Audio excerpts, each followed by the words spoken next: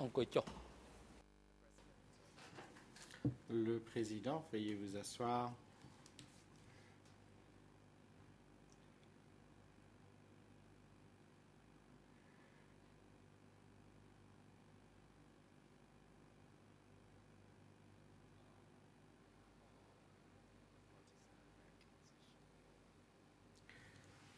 L'audience reprend.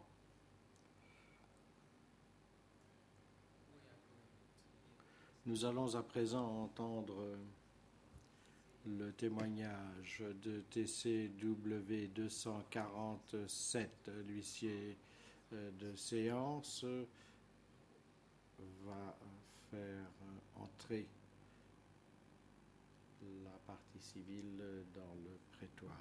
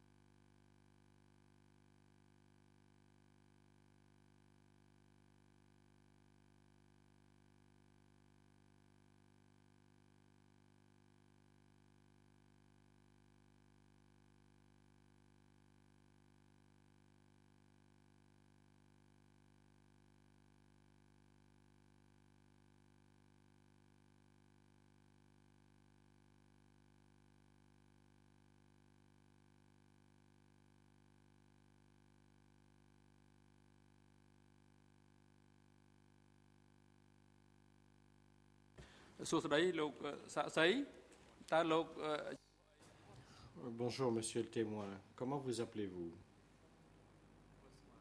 Réponse. Bonjour, monsieur le président, mesdames et messieurs les juges. Je m'appelle Hun Chun Lee. Le président. Je vous remercie, monsieur Chun Lee. Quel âge avez-vous?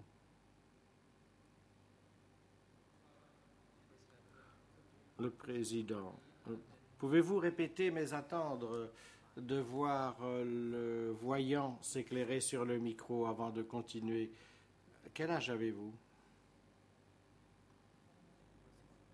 Réponse. Je suis âgé de 74 ans. Question. Monsieur Chun Lee, où êtes-vous né? Réponse. Je suis né dans le district de Prey Choi, province de Kampong Cham. Question. Où êtes-vous domicilié actuellement? Réponse. Je vis actuellement dans le district de Chamkamon, à Toul Swai Prey, numéro 1.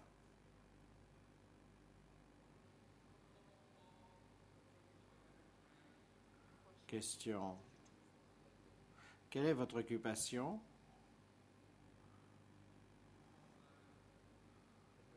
Le président. Monsieur le témoin, s'il vous plaît, attendez que le voyant rouge s'allume. Réponse. Je suis retraité.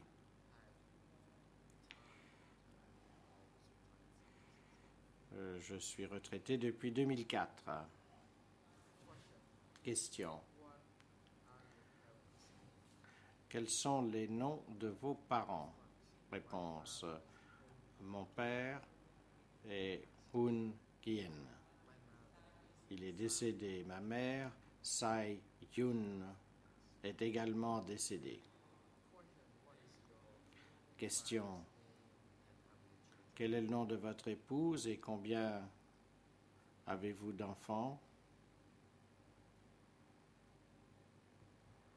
Réponse. Mon épouse est décédée en 2007. Nous avons eu deux enfants, une fille et un garçon.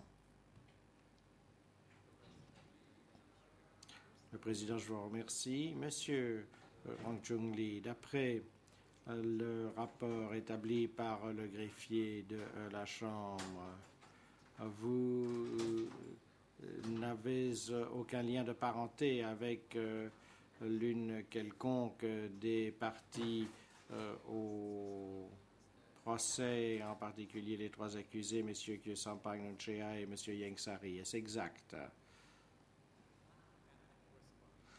Réponse, oui, c'est exact.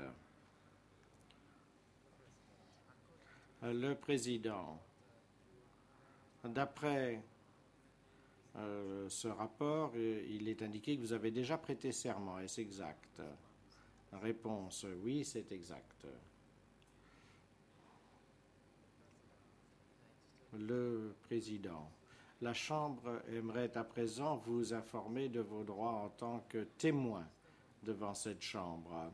Monsieur Hun Cheng Lee, en tant que témoin devant cette Chambre, vous avez le droit d'exercer votre droit vous protégeant contre l'incrimination de vous-même et vous pouvez donc refuser de répondre à une question si vous avez le sentiment que le fait de fournir une réponse en train de vous incriminer. En outre, dans la mesure où vous êtes assermenté, vous devez répondre à toutes les questions posées par les parties au procès, y compris les questions émanant du siège. En tant que témoin, vous ne devez dire que la vérité, rien que la vérité,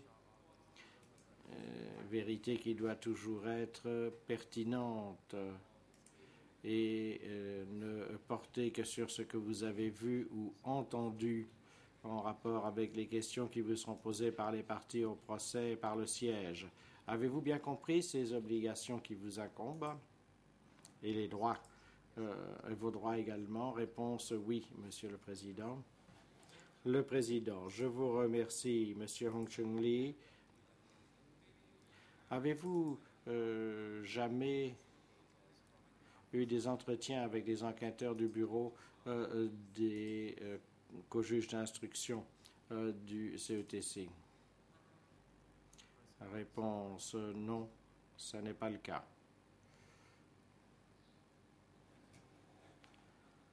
Le Président, je vous remercie, Monsieur Chun Lee.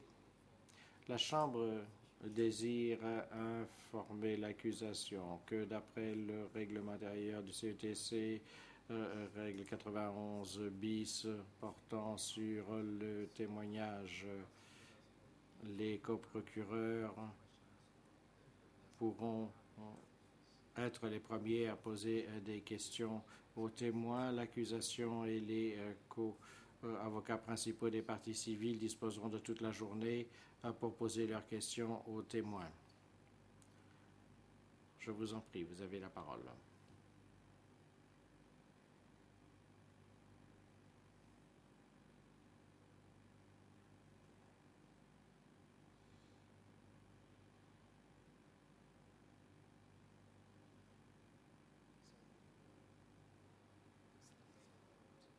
Monsieur Winghat, Maître Winghat, bonjour Monsieur le Président, Mesdames et Messieurs les juges. Bonjour à tous. Je salue mes collègues dans ce prétoire. Bonjour Monsieur Hong Chung Lee.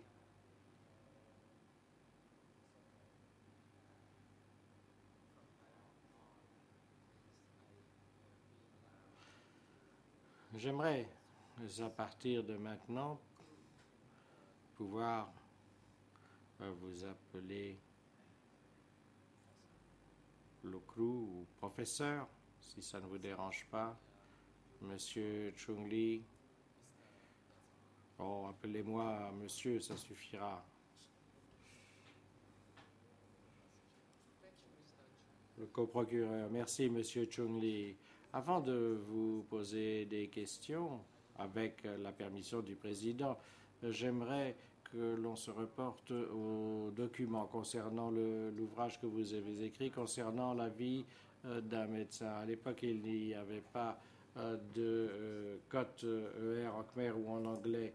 Ce livre a été versé au dossier et porte la cote ER porte une cote ER. J'ai noté certaines des pages.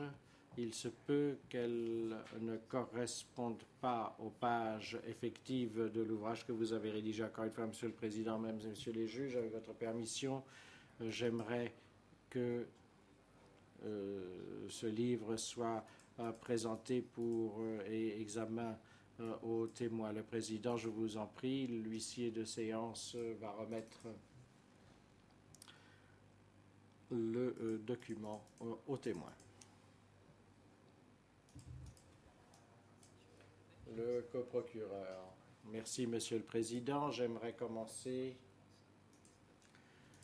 en posant les questions suivantes à Monsieur Chung-Lee. Monsieur Chung-Lee, pouvez-vous, s'il vous plaît, nous dire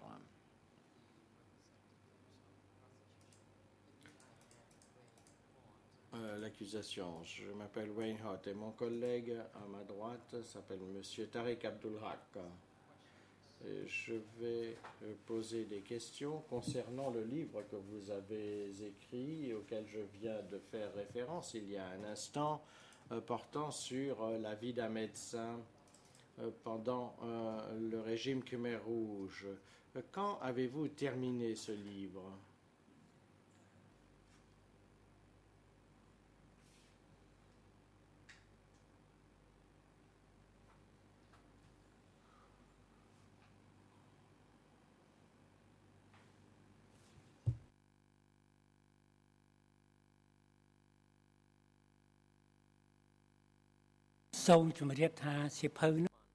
Réponse. Le livre a été publié à 2 reprises. La première édition date du 19 janvier 2006. C'était la première édition. Et le livre dont vous disposez, la première édition, ceci est la deuxième édition. Le contenu est le même. Nous avons cependant corrigé les épreuves. J'ai terminé d'écrire la deuxième édition en 2010, ou en tout cas sa publication date de 2010. La cote ER a déjà été inscrite. J'ai également offert 5 exemplaires à la Bibliothèque nationale et 2 exemplaires ont été remis à DCCAM. Question.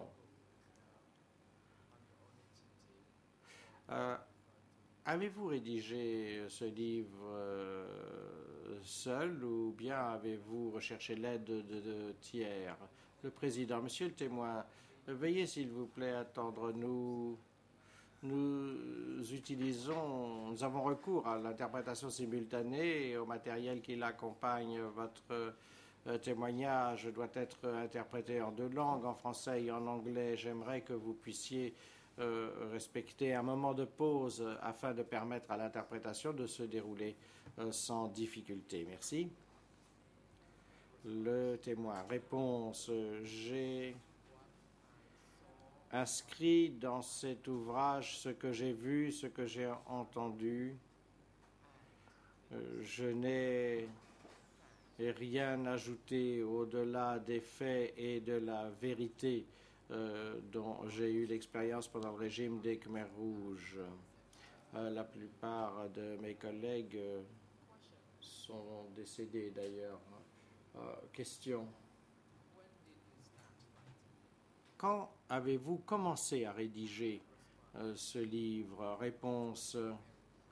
Pendant le régime Khmer Rouge, j'ai commencé à prendre des notes. Je tenais un journal. Cependant, comme les Khmers Rouges avaient fouillé ma maison à plusieurs reprises, je les ai brûlés une première fois. J'ai donc dû faire de mon mieux pour récapituler les événements clés qui se sont produits au cours de cette époque.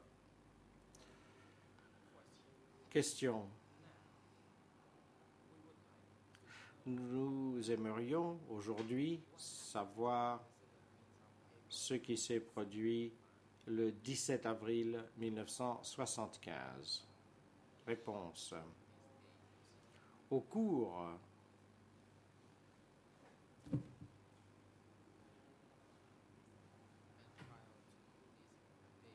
ce qui s'est passé le 17 avril, l'interprète se reprend. Qu'est-ce qui s'est passé avant et que faisiez-vous ce jour-là? Réponse. Avant 1975,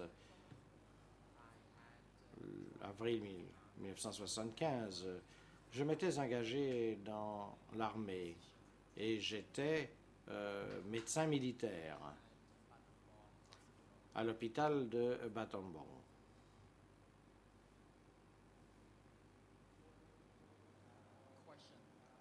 Question.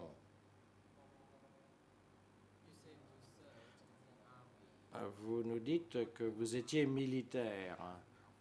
De quelle armée s'agissait-il? De l'armée de Lon ou d'une autre? Réponse.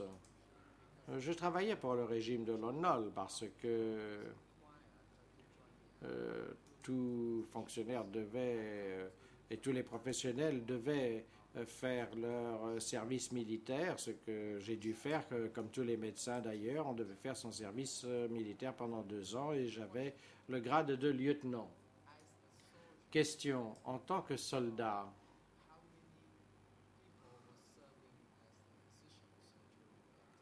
combien de personnes étaient des médecins militaires avec vous? Réponse. À l'hôpital militaire de Battambang, qui était connu comme hôpital 03 également, il y avait à peu près 30 médecins.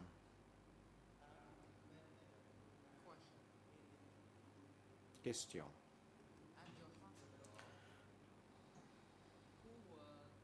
Dans votre hôpital, quels étaient les patients? Réponse. À l'hôpital militaire, on trouvait des patients qui étaient exclusivement des soldats blessés. Question. Lorsque vous nous dites qu'il s'agissait de soldats, s'agissait-il de soldats de l'ONOL ou de soldats du Kampuchea démocratique également? Réponse. Les patients étaient des soldats du régime de l'ONOL. Merci. Question. Nous allons à présent passer à la date du 17 avril 1975. Pouvez-vous décrire à la Chambre les événements dont vous avez encore souvenir? Que s'est-il passé précisément ce jour-là, le 17 avril 1975? Réponse. À 7 heures du matin, le 17 avril 1975, Radio Phnom Penh a diffusé une information selon laquelle les généraux Missy Chung et Lon Nol et Lon Non, le frère de Lon Nol, a annoncé que tous les soldats de Lon Nol dans tout le pays devaient déposer les armes. Et puis j'ai entendu un bruit effrayant, c'est-à-dire qu'un cadre Khmer Rouge a dit que l'armée révolutionnaire du Kampuchea avait acquis la victoire par la lutte armée et pas par la négociation.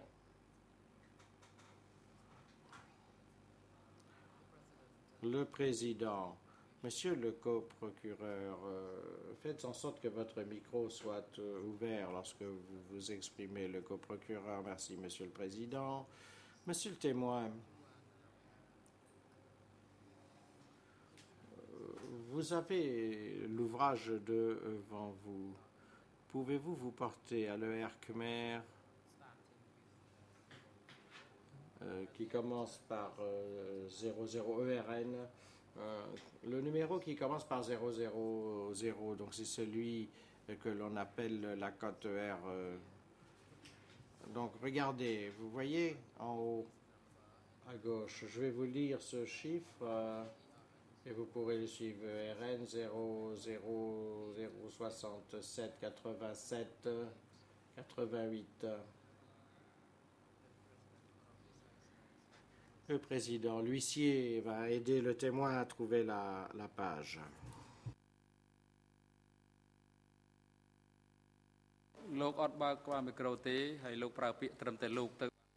Le président, monsieur le coprocureur, assurez-vous que votre micro soit allumé et vous devez vous référer au témoin en l'appelant monsieur. Cela suffit. Le coprocureur, merci monsieur le président. Donc, la cote ER 0087 97 et en anglais 0036 96 82. Il n'existe pas de traduction en langue française. Vous avez écrit dans votre livre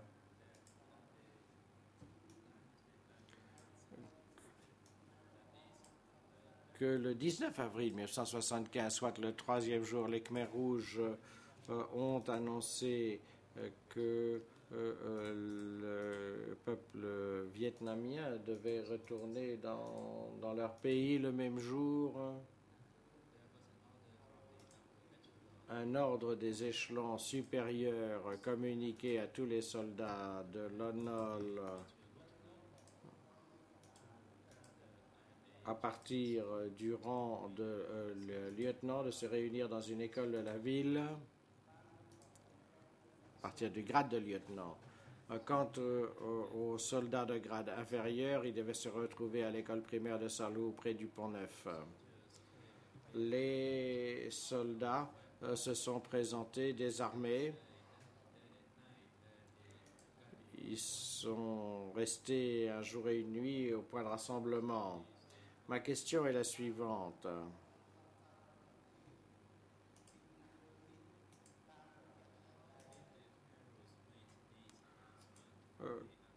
Comment est-ce que les Khmers rouges ont procédé à cette annonce? Réponse.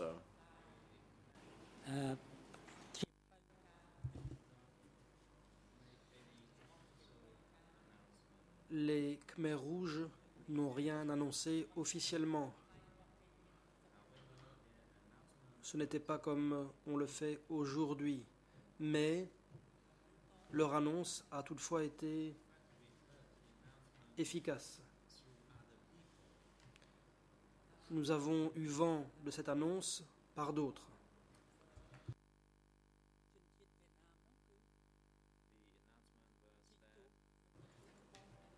Ce qui était annoncé,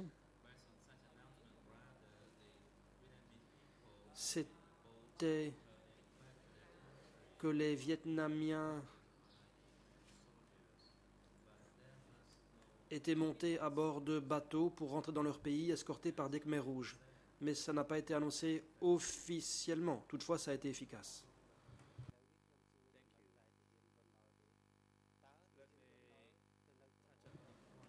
Question. Parlons du regroupement des soldats de l'ONOL. Combien de temps sont-ils restés au point de rassemblement? Réponse. Les soldats de l'ONOL, à partir du rang de lieutenant-major, se sont réunis dans une école chinoise au milieu de la ville. Ceux qui avaient un rang moins élevé se sont rassemblés près du nouveau pont le 23 avril dans une école. À 5 heures du matin, le 23 avril 1979, dit le témoin, un camion est venu chercher tous ces officiers militaires.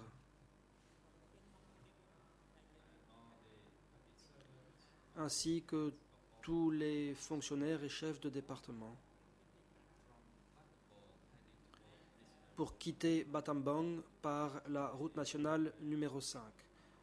Pour les soldats de rang inférieur, en deçà du rang de lieutenant-major, ils ont été transportés vers Pailin par camion.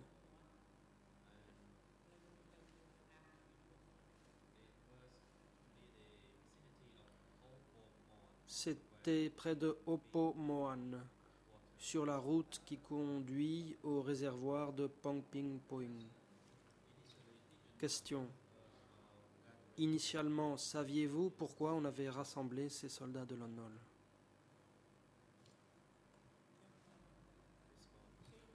Réponse.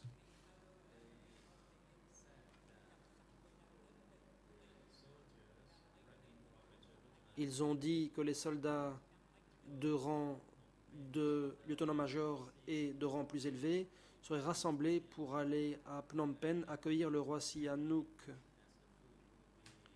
Ils ne devaient pas emporter beaucoup de nourriture car on leur fournirait de quoi manger en cours de route.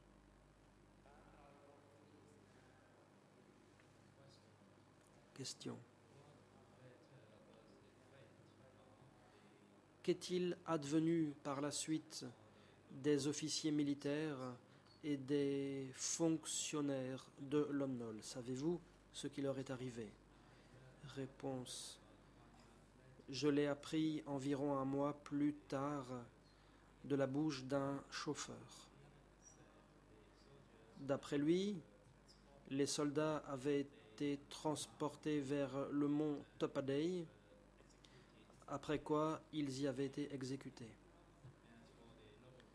Pour ce qui est des soldats de rang inférieur à celui de lieutenant-major, ils avaient été transportés vers Pailin.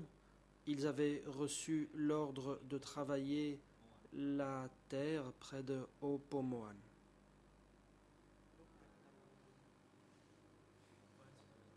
Question.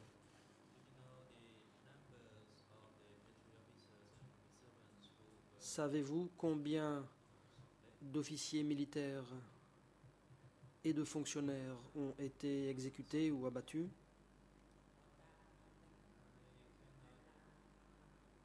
Réponse. Je ne peux pas donner de chiffres exacts avec certitude. Toutefois, il y avait 5 camions qui les ont transportés.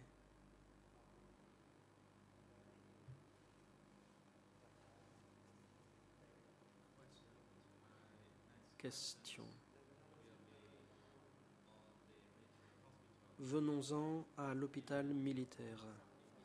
Dans votre livre, et ici je donne les ERN, en Khmer 0067 87 61 et 62,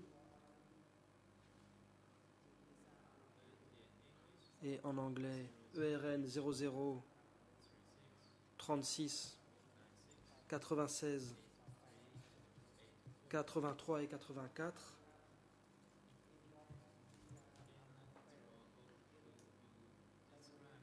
Vous décrivez l'exécution des médecins et membres du personnel médical de l'hôpital militaire 403 où vous exerciez.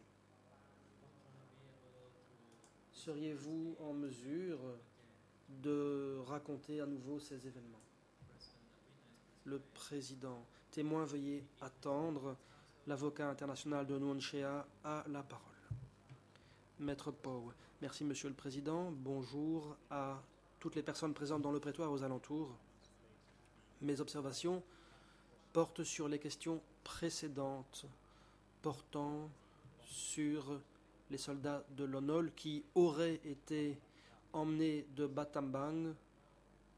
Le coprocureur a posé un certain nombre de questions, mais il n'a pas posé la question la plus importante, à savoir si le témoin a personnellement vu ces événements, ou bien s'il en a seulement entendu parler.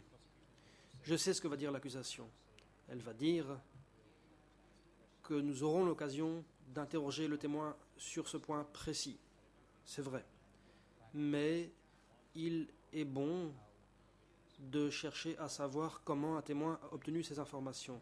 J'invite donc l'accusation, et ce n'est pas une objection, je demande à l'accusation de demander au témoin d'où viennent ces informations. A-t-il été lui-même témoin de ces événements ou en a-t-il seulement entendu parler? Je pense que c'est aussi intéressant pour l'accusation d'établir ses fondements, et cela sera plus clair pour toutes les personnes présentes dans le prétoire.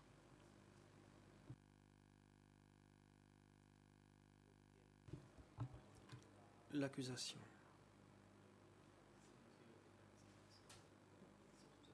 Merci, maître, pour ces observations.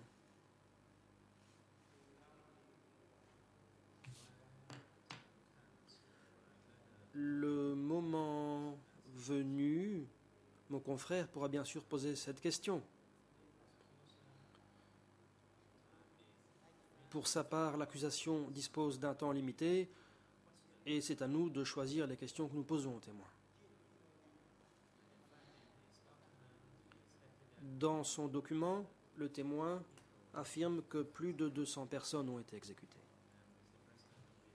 Monsieur le Président, si vous m'y autorisez, j'aimerais reprendre le fil de l'interrogatoire. Le Président, je vous en prie, allez-y bien entendu.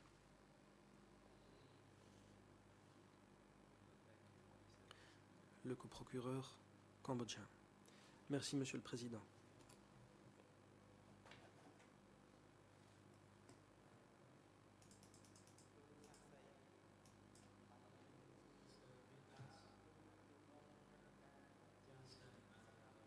Monsieur le témoin, je vous ai demandé de décrire les événements racontés dans votre livre au sujet de l'exécution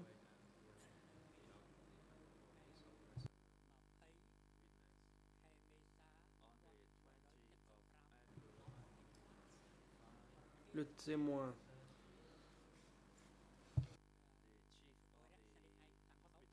Le 20 avril 1975, le chef de l'hôpital, le docteur-colonel Tan Pok, a rassemblé tout le personnel médical.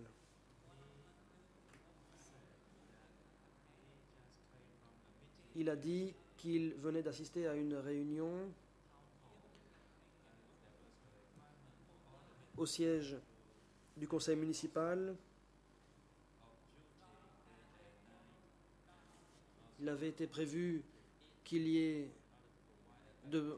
en permanence des médecins à l'hôpital, jour et nuit. Il était demandé aussi aux médecins de passer leur nuit à l'hôpital pour mieux soigner les patients. Ensuite, la réunion a pris fin et chacun est retourné vaquer à ses diverses fonctions.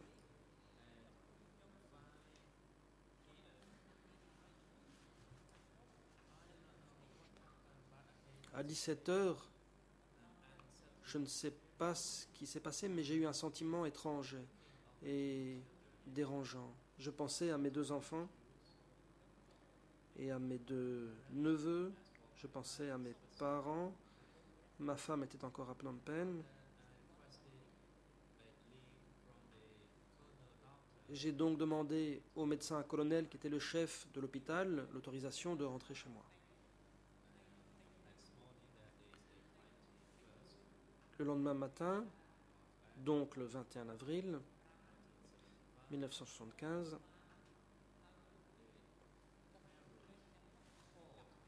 les Khmers rouges ont convoqué tout le personnel médical du rang de lieutenant-major et de rang plus élevé. Il y avait au total 13 personnes. Il s'agissait de préparer des véhicules pour accueillir un groupe d'infirmiers révolutionnaires. Mais à environ 11 km de l'hôpital, à un endroit appelé Omal, le véhicule a pris une route transversale. On a fait descendre le personnel et on les a abattus.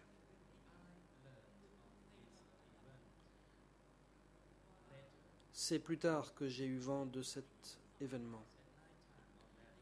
Ce jour-là, la nuit, j'étais incapable de trouver le sommeil Je ne me suis endormi qu'au petit matin. Le matin, je suis allé à l'hôpital civil où je travaillais. Je suis entré dans un bâtiment. Je me suis allongé sur un lit et je me suis endormi. À 14 heures, j'ai entendu une voix m'appeler. Je me suis réveillé.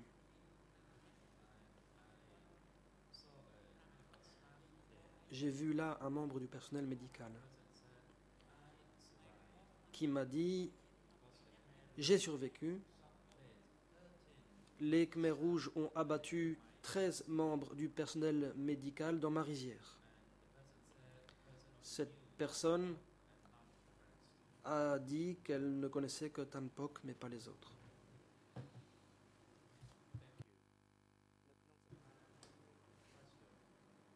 L'accusation. Merci.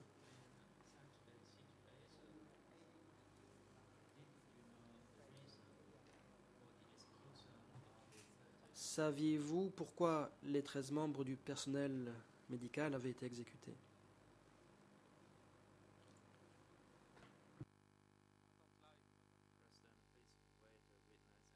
Le président. Témoin, veuillez attendre que votre micro soit allumé. Le témoin. Je crois comprendre qu'il s'agissait d'une politique des Khmers rouges en matière de santé. Il s'agissait d'éliminer tous les membres du personnel médical à compter du rang de lieutenant-major, après quoi le tour du personnel médical civil viendrait. Question.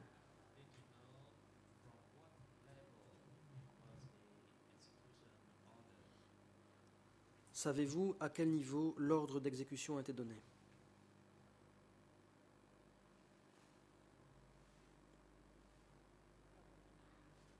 Réponse. Je n'en sais rien. Je ne peux donc pas répondre à cette question. On parlait seulement de l'encart supérieur, mais nous ne savions pas ce que cela signifiait. Question.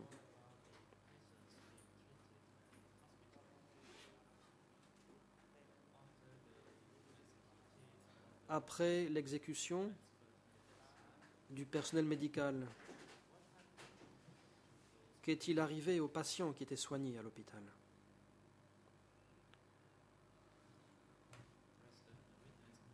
Le président. Témoin, veuillez attendre que le micro soit allumé. Le témoin.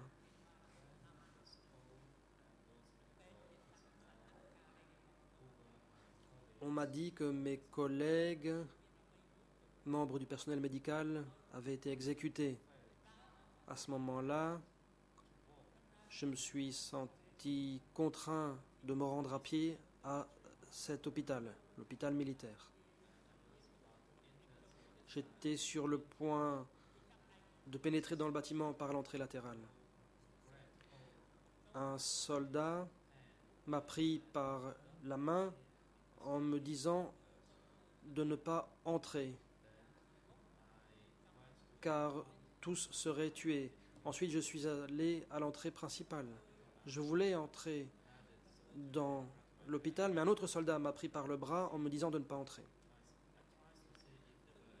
J'ai essayé de voir s'il restait du personnel médical, mais je n'ai rien vu. J'ai vu des patients qui sortaient de l'hôpital. Certains étaient accompagnés par des membres de leur famille. Certains avaient pris place sur une charrette.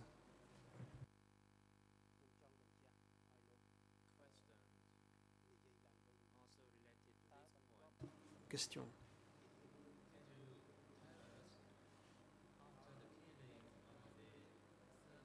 Après l'exécution des 13 membres du personnel médical de Lon Nol, que s'est-il passé dans les autres hôpitaux de la région?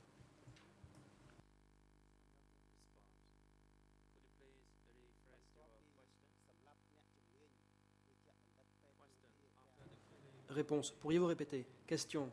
Après l'exécution des 13 experts médicaux de l'hôpital militaire,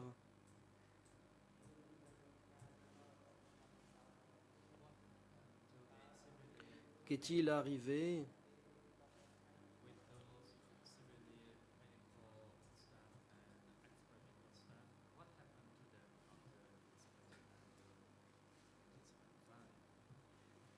aux hôpitaux civils après le 17 avril 1975?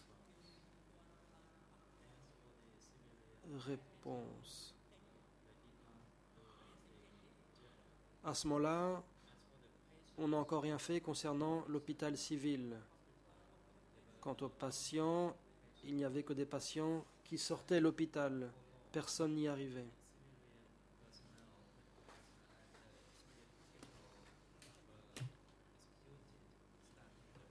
Et à partir de 1977, on a commencé à exécuter du personnel médical civil.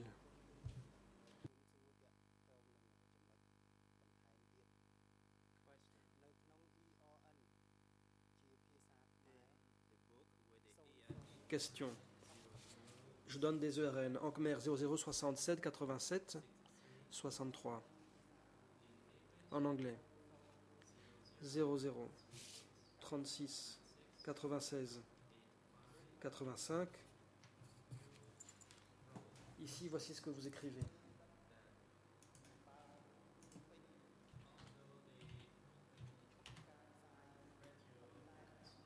Même si la radio de Phnom Penh a cessé d'émettre, la nouvelle s'est diffusée parmi la population comme quoi le prince Norodom Sihanouk allait revenir très rapidement, revenir de Beijing à Phnom Penh. En même temps, les Khmers rouges ont diffusé l'ordre auprès de tous les fonctionnaires et tous les militaires à compter du grade de premier lieutenant pour leur dire de se préparer à aller en bus à Phnom Penh pour accueillir Samdech Ew, c'est-à-dire le prince roi, à 5 heures du matin, le 23 avril 1975. Ils ont souligné qu'il n'était pas nécessaire d'emporter trop d'affaires, indiquant que de la nourriture serait donnée en cours de route. Voici ma question. Quand les Khmers rouges ont diffusé ces informations, comment l'ont-ils fait? Le président témoin, veuillez attendre. La parole est à Maître Angoudom. Maître Angoudom. Merci, Monsieur le Président. Je ne me suis pas levé pour soulever une objection.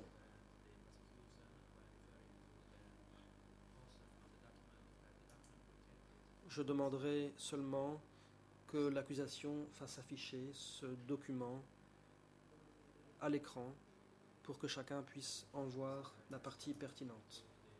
L'accusation. Monsieur le Président,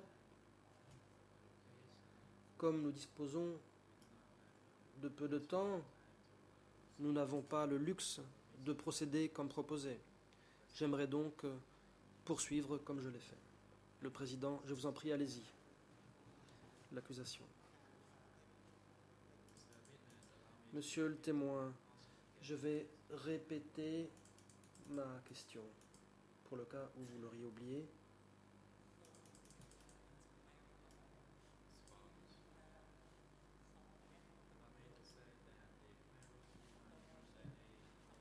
Le témoin. Les Khmers rouges diffusaient leurs informations ou instructions sans recueillir à du matériel moderne.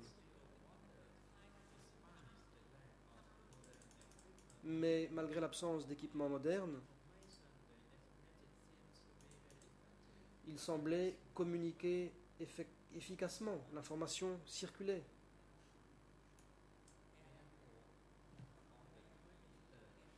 Et le 23 de ce mois-là, les chefs de département, les hauts responsables militaires, les hauts fonctionnaires sont montés à bord d'un véhicule qui devait les conduire à Phnom Penh. On leur avait dit qu'ils partaient pour accueillir Samdech Ao. Par la suite, j'ai appris qu'ils avaient été exécutés par balle au mont Tepadei. L'accusation. Merci. Je donne des ERN 00 67 87 69. En anglais 0036 96 89. Voici ce que vous y écrivez.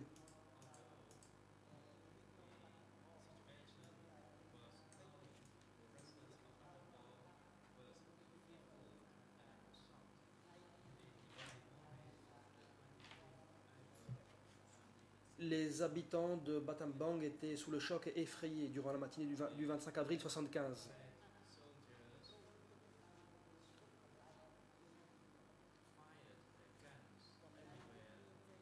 Les soldats Khmer rouges, portant du noir, ont tiré partout autour d'eux.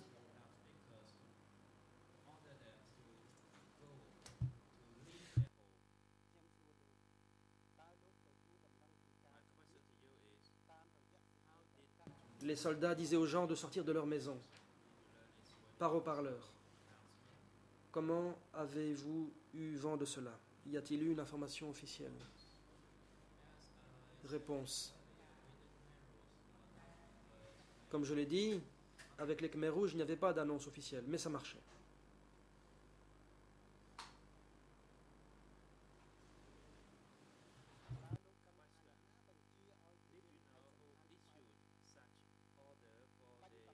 Question.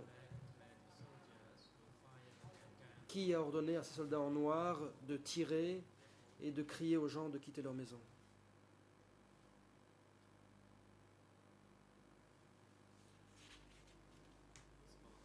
Réponse. Personne n'en savait rien.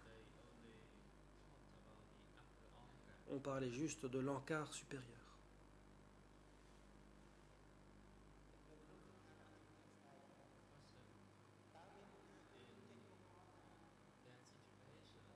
Question.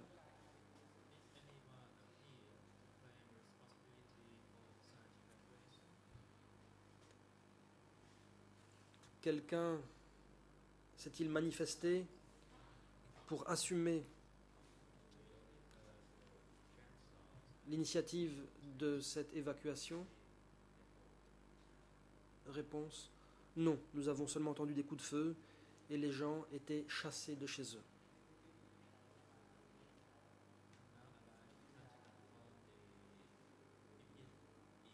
Question. J'aimerais parler à présent des événements qui ont suivi l'évacuation. Que pouvez-vous nous dire à ce sujet? Réponse. Dans la ville de Battambang, l'évacuation s'est faite en suivant différentes directions.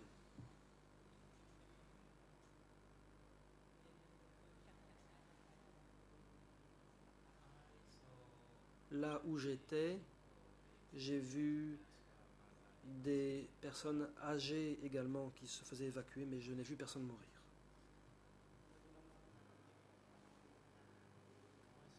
Question. Le chaos régnait, on entendait des coups de feu dans ce contexte. Est-ce que des familles protestaient et se refusaient à partir?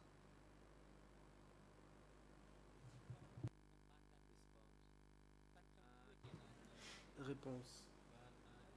Je ne savais pas, mais je pense que tous sont partis. À Battambang, l'évacuation a eu lieu une semaine après la défaite du régime de Lon Nol. Elle n'a pas eu lieu immédiatement comme à Phnom Penh. Question. Alors que les gens quittaient leur maison, avez-vous vu des bonzes qui quittaient leur temple? Réponse. D'après ce que j'ai vu, concernant les moines, c'est en 1976 qu'on leur a dit de quitter leur temple. Cela étant, ces bonzes étaient assez peu nombreux et à compter de 1976, on avait demandé à tous les bonzes de quitter leur temple. Question. Je donne les ERN en Khmer 00 67 87 59 et en anglais 00 36 96 82. Voici ce que vous écrivez.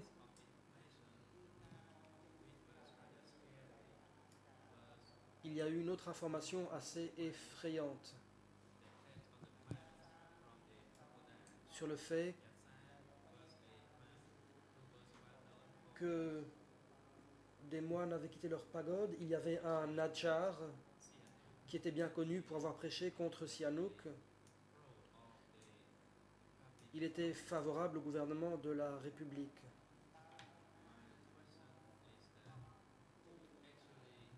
Voici ma question. Qui a emmené ce moine? Et pourquoi celui-ci a-t-il été emmené?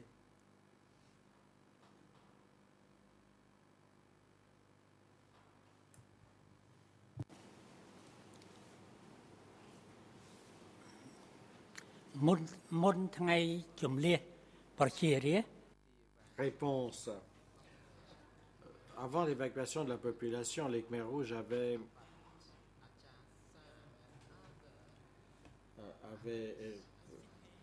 pris Akhtar Sang et d'autres chefs et son oncle a également été emmené. Monsieur Siu Heng était paralysé, était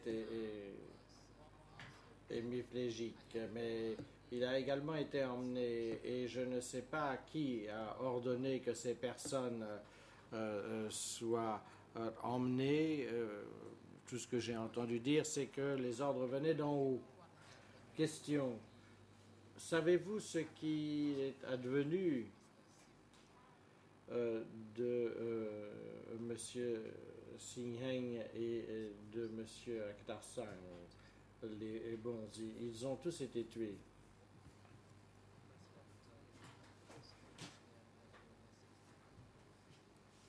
Il semble que votre information ne soit pas passée dans le micro. Vous répétez, s'il vous plaît. Réponse. Les Khmers rouges ont amené un véhicule pour les emmener et les faire exécuter. À la fois M. Siv Heng ainsi que le bon Akhtar Sang ont été exécutés.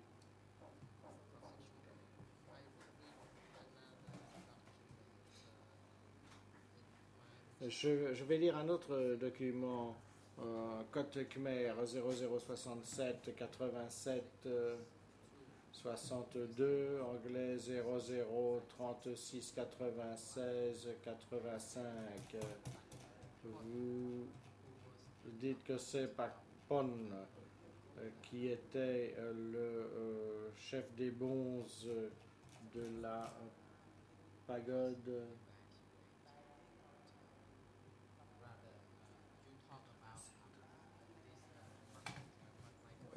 Notre pagode a été évacuée également.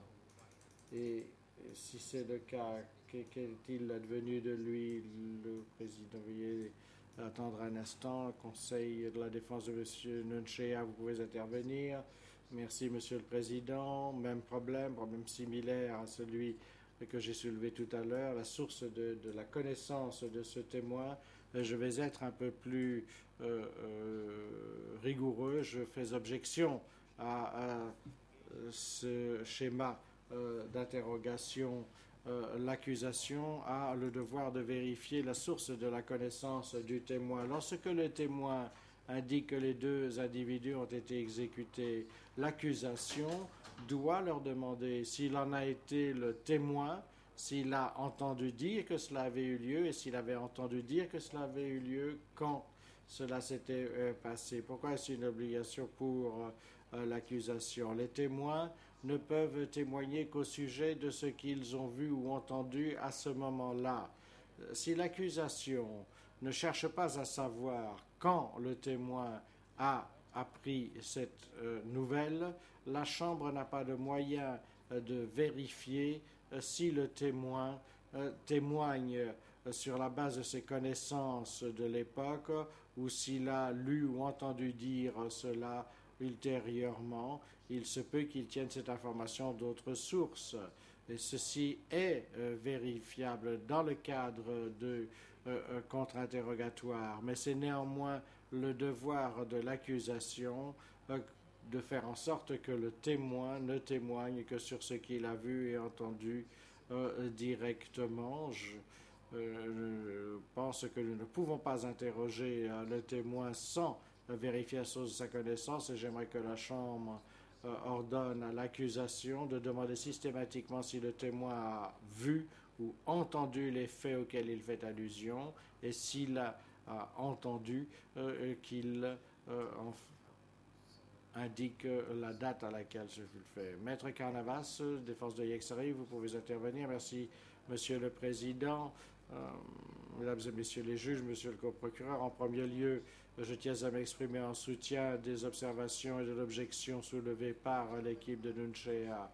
Mais également, Monsieur le témoin a dit à plusieurs reprises qu'il avait entendu qu'ils avaient dit, et puis l'accusation passe à la question suivante, sans jamais chercher à savoir qui était cette île. Ils ont dit que nous serions censés, quoique je ne reconnaisse pas le système, nous sommes censés opérer dans une version française du système basé sur le Code civil où en fait l'accusation s'approche au mieux de la vérité par l'interrogatoire du témoin pour passer la parole aux autres. Et ce que vous avez fait, c'est que vous avez donné au procureur le rôle que doit jouer le juge. En fait, c'est le procureur qui pose les questions que vous auriez pu ou dû poser. Alors, je vais poursuivre maintenant, parce que je vois que Monsieur le juge Lavergne est un peu amusé par mes observations. Ce qui me paraît problématique, ce n'est pas que l'accusation soit en mesure de nous dire vous pouvez revenir là-dessus en contre-interrogatoire. Ce qui me pose problème ici, c'est que nous n'avons pas le droit de procéder à un contre-interrogatoire, c'est-à-dire que ce que l'on a adopté, c'est le pire des deux systèmes.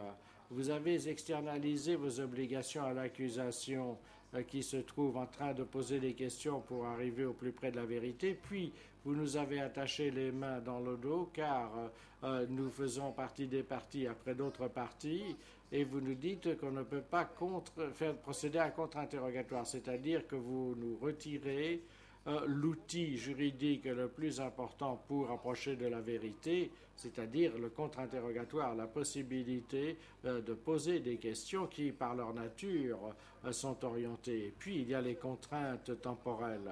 Alors, il se trouve que nous avons adopté, et je pense que le juge Lemond l'a indiqué dans la presse hier, qu'il a dit, je crois qu'il a dit, ce n'est pas le plat que nous avions commandé.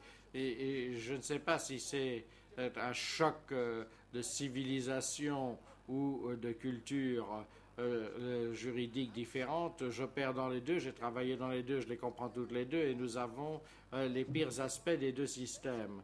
Alors, si vous vous reportez ultérieurement à la transcription pour en tirer des informations. Cela ne pourra vous aider que dès lors que l'accusation aura demandé aux témoins mais qui était ce « il ». J'ai entendu dire qu'ils avaient. L'accusation doit dire qui était cet « il ».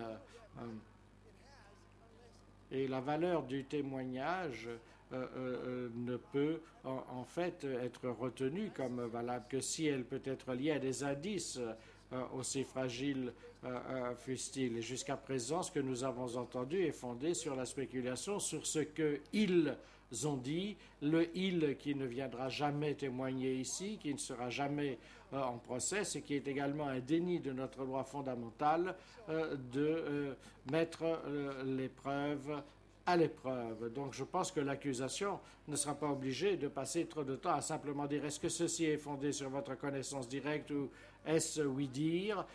Si c'est du oui-dire, qui vous l'a dit? Et si vous ne vous en souvenez pas, dites-le nous et ce sera acté, car sinon, il s'agit simplement d'une question de bonne gestion du procès. Ça permettra à la procédure d'être beaucoup plus fluide parce que cela élimine notamment le temps que nous devons passer à revenir sur chaque question pour dire qui est ce « il », qui est cette personne, d'où tenez-vous cette information. L'accusation peut faire cela très simplement et c'est la tâche même de l'accusation. Et il y a 2 jours seulement, M. Smith a dit mais de quel droit moi j'accusais l'accusation de chercher à obtenir une condamnation alors que ma tâche était de défendre mes clients. Alors moi j'essaye de les aider. Le président interrompt.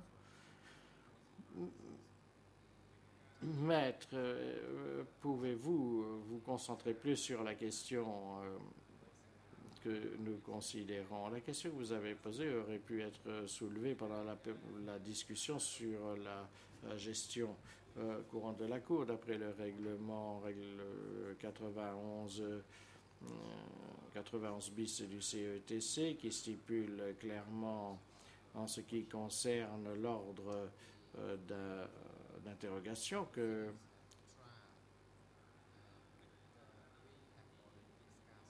lors de la procédure, et nous avons déjà discuté cela en réunion de gestion du procès, la manière dont les choses se déroulent. Si vous voulez soulever une objection par rapport à un point précis,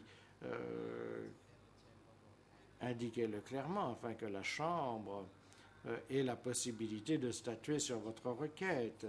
Si vous désirez modifier les formalités en matière de procédure, si vous désirez amender le règlement de la Chambre, vous aurez la possibilité de le faire en soumettant une requête, mais soyez précis, s'il vous plaît.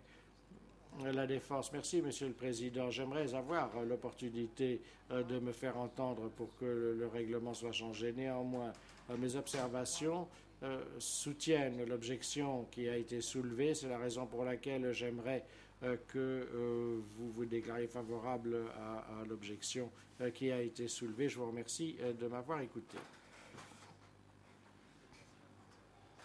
Le Président, Monsieur le coprocureur. Je vous en prie. Merci, Monsieur le Président.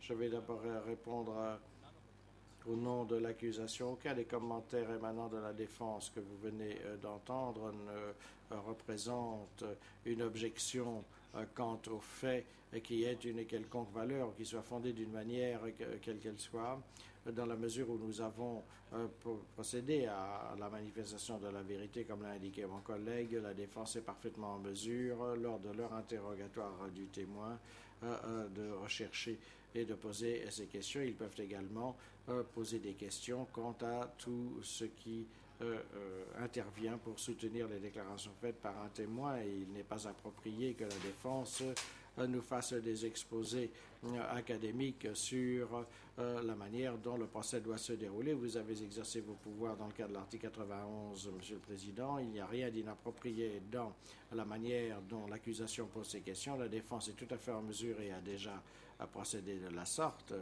que cela s'appelle contre-interrogatoire ou interrogatoire simplement.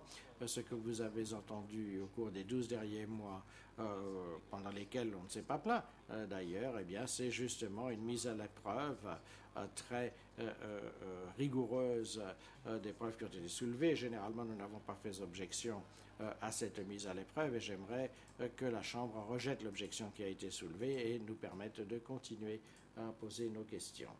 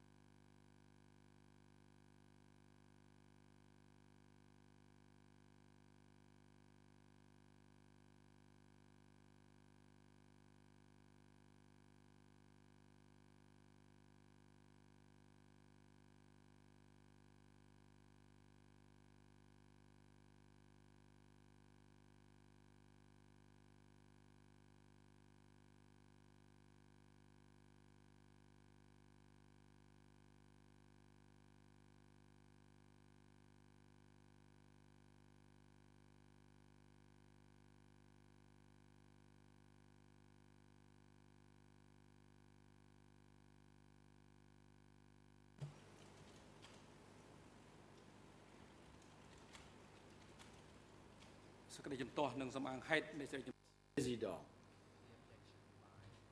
l'objection émise par le Conseil de la Défense portant sur la méthode d'interrogation de l'accusation n'est pas retenue.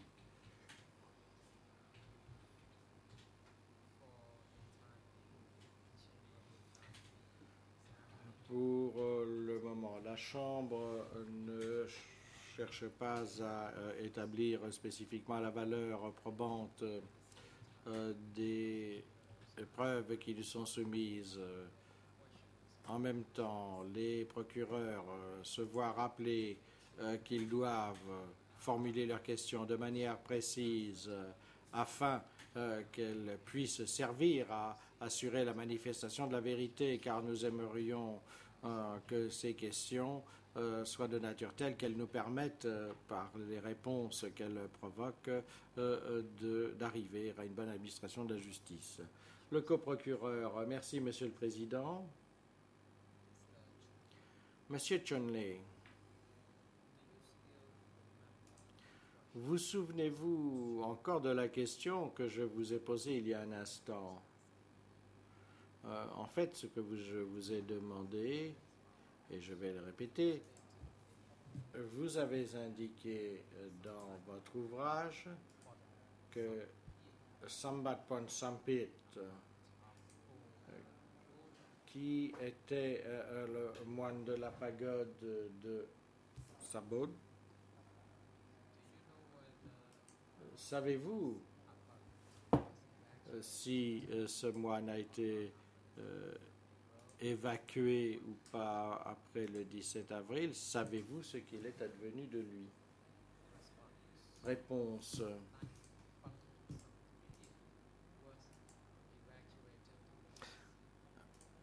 Sampich a été renvoyé vers son village natal dans la commune de Oldenboom. Plus tard, j'ai rencontré un ancien moine bouddhiste qui m'a dit cela et qui m'a dit que les Khmers rouges avaient emmené le bonze qui portait ses vêtements de moine et qu'il avait disparu depuis. Le président, monsieur le co-procureur, votre micro n'est pas ouvert. Le coprocureur. Une dernière question à poser, mais elle est complexe. Si on se reporte au 00 67 88 13 de la Côte Khmer et en anglais 00 36 97 21 et 22, où vous écrivez ce qui suit. Il y avait Khieu Sampang,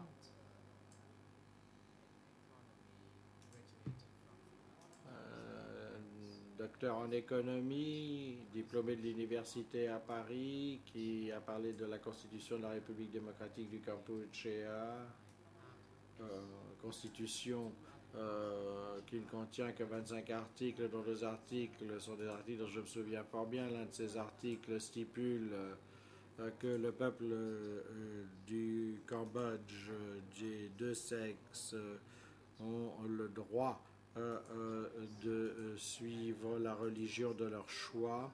Un autre article stipule que les Cambodgiens des deux sexes ont le droit, jouissent d'un droit égal à l'opportunité d'obtenir un emploi. Alors j'aimerais vous poser la question suivante. Êtes-vous bien sûr que c'est Khieu Sampang qui a lu la Constitution et comment avez-vous connu Khieu Sampang? Réponse. Je connaissais Khieu Sampang quand il travaillait à Phnom Penh, quand il était le responsable du journal L'Observateur, ou directeur de L'Observateur. En ce qui concerne la question que vous venez de poser, en fait, cela valait pour le prince Norodom Sihanouk également. À ce moment, à l'hôpital militaire Khmer Rouge où on m'a demandé de travailler, les Khmer Rouges écoutaient la radio et la diffusion était entendue de tous. On se réunissait pour écouter les émissions. En premier lieu, le prince Norodom Sihanouk a dit en Khmer qu'il allait démissionner de sa position de chef de l'État. Ensuite, il s'est exprimé en français. Puis, Khieu Sampang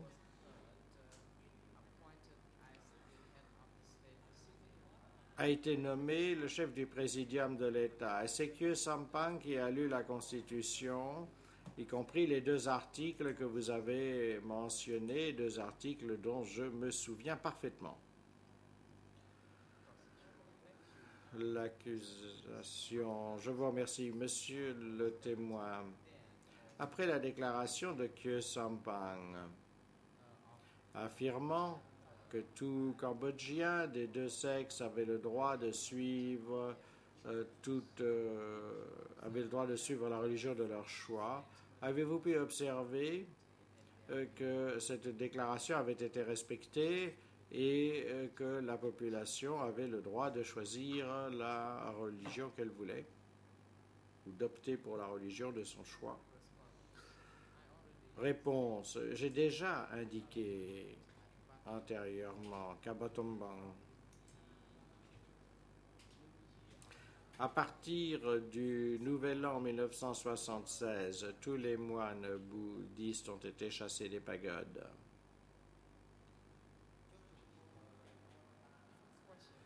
Question.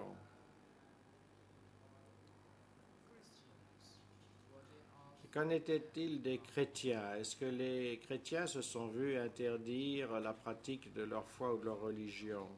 Le président, monsieur le témoin, veuillez attendre que le voyant soit allumé sur votre micro. Réponse à Battambang, en ville. Il y avait une église, une grande église, qui a été détruite par les Khmers rouges. Et il ne restait même pas le moindre fragment de béton qui avait servi à construire la cathédrale. Et qu'est-il arrivé au prêtre ou à l'évêque? Le président, monsieur le témoin, rappelez-vous que vous ne pouvez pas intervenir avant que votre micro ne soit allumé. Réponse. En ce qui concerne l'évêque, il s'appelait Tepo Im.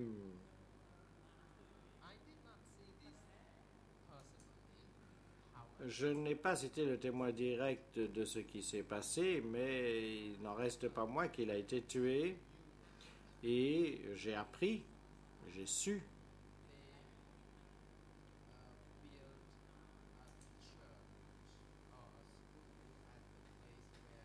qu'à l'emplacement où cet évêque a été tué dans le district de Colboré, on a construit une école. Le coprocureur, je vous remercie, monsieur le témoin. Je n'ai pas d'autres questions à vous poser. Et je remercie monsieur Chun-Li pour l'aide qu'il a apportée au bureau des coprocureurs en réponse à mes questions. Cependant, mon collègue aimerait vous poser quelques questions encore. Merci, monsieur le président. J'aimerais que l'on donne la parole à mon collègue.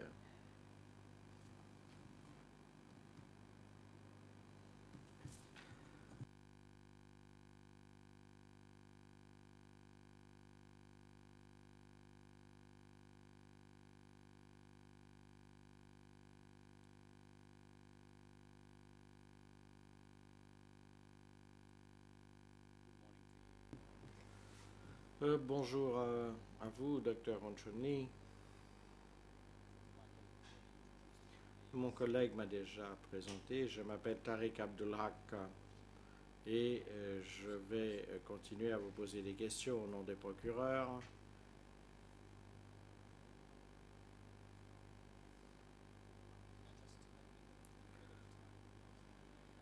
Nous disposons de peu de temps avant la pause, donc j'aimerais que l'on revienne brièvement aux événements du 17 avril et des jours qui ont suivi le 17 avril. Et nous tourner vers des événements supplémentaires qui sont abordés dans votre ouvrage. En premier lieu, j'aimerais que vous vous reportiez au passage suivant. Dans votre livre, à la cote Reine Khmer 0067 8765, cote Reine anglaise 00369 686.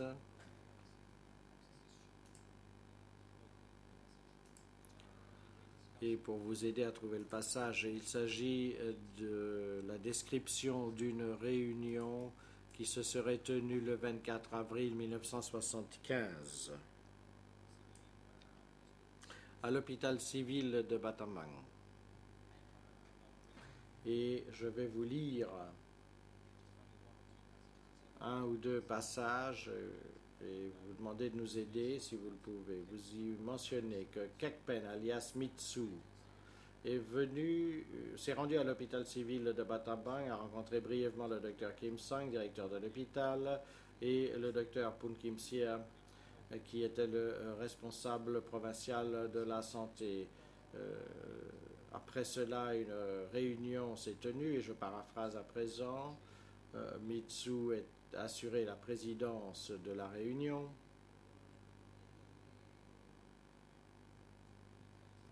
Vous déclaré qu'il a fait un discours et qu'après ce discours, ou plutôt dans le cadre de ce discours, il a dit ce qui suit. Dans ce cas, l'ENCAR annonce le licenciement du directeur actuel de l'hôpital et exige que vous élisiez un nouveau directeur de l'hôpital parmi le personnel de nettoyage et d'entretien, car ces personnes font également partie de la classe paysanne. Vous avez participé à cette réunion. Alors je voudrais vous demander de nous décrire ce que vous avez compris comme étant la raison pour laquelle le docteur Kim Kim-sang avait été licencié et l'élection d'un membre du personnel d'entretien qui s'en est suivi.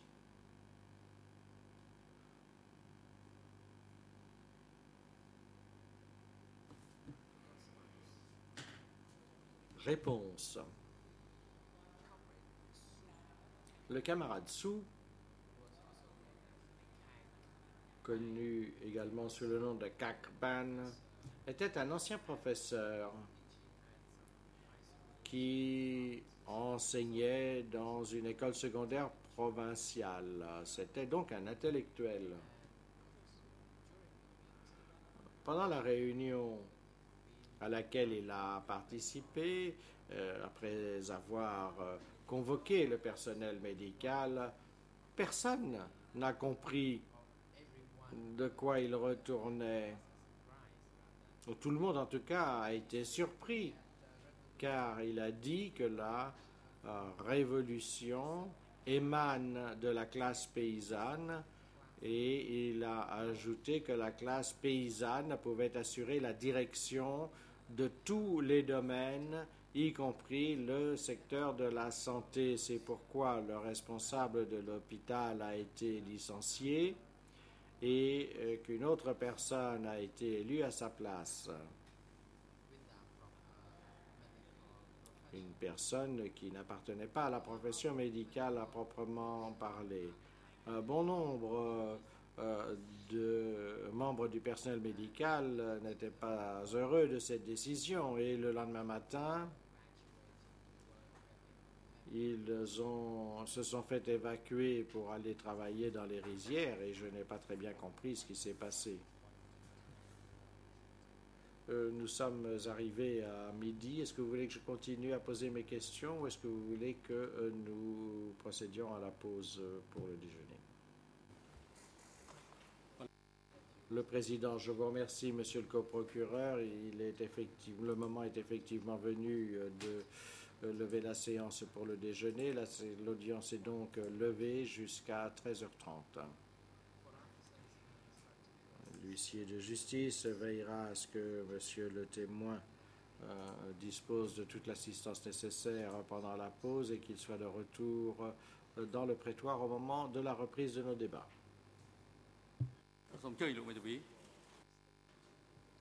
La parole est à la défense. Maître Pau, merci Monsieur le Président. Nuonchea a mal à la tête, au dos et a du mal à se concentrer. Il aimerait suivre l'audience de l'après-midi depuis la cellule temporaire. Nous avons préparé le document de renonciation.